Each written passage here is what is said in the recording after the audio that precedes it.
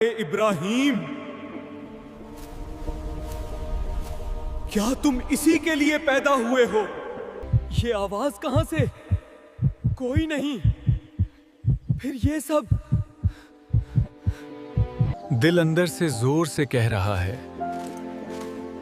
یہ دنیا مقصد نہیں۔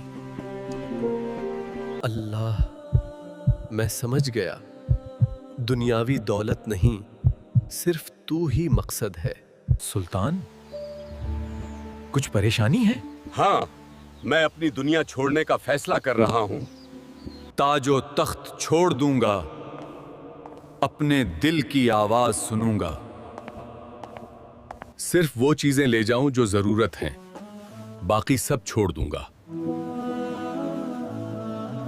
یہ سب اب میری نہیں، اللہ کا راستہ میرا مقصد ہے۔